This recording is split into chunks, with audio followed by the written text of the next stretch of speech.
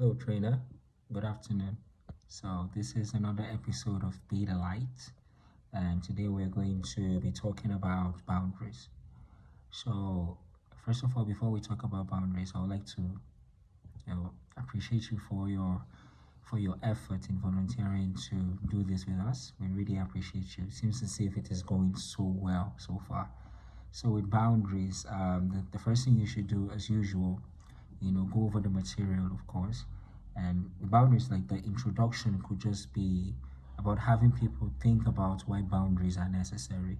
Even for, you can use examples like if countries need boundaries so that they can protect their most valuable resources, then why shouldn't people require boundaries in their own lives? There must be something special about them that they need to safeguard, and that is something you should talk on. So, with boundaries, you go over the story, even going to the Bible of how many times Jesus had to, leave his disciples to go pray and rest so that he will have more to keep giving. So with boundaries, you introduce a concept called toxic charity. So that is when helping hurts. That is when you feel as if you're helping, but you're not really helping.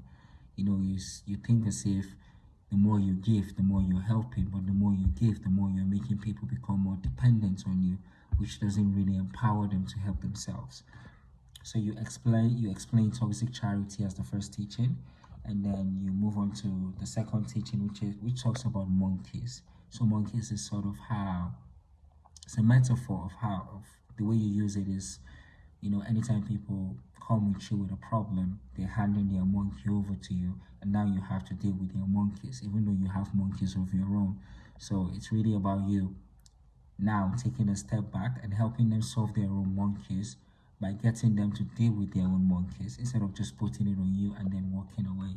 So that is what you talk about with the second teaching. And then the third, you teach them how to say no, letting them know that saying no seems to it could be the most powerful word you can ever learn to use, or you need no in your vocabulary so that you'll be able to say no to something so that you say yes to yourself, right? Because the whole point of saying no is when you say yes to somebody or to something, you make sure that you're not saying no to yourself in return. So we have no, and then you let them know about feedback, shawarma. That is more relevant here in Nigeria. So you teach them about how to give feedback, positive to the feedback, and then something positive to close it. So like the shawarma, the bread, and then the nicest part about the shawarma is not the bread, it's what is inside. So what is inside is the feedback.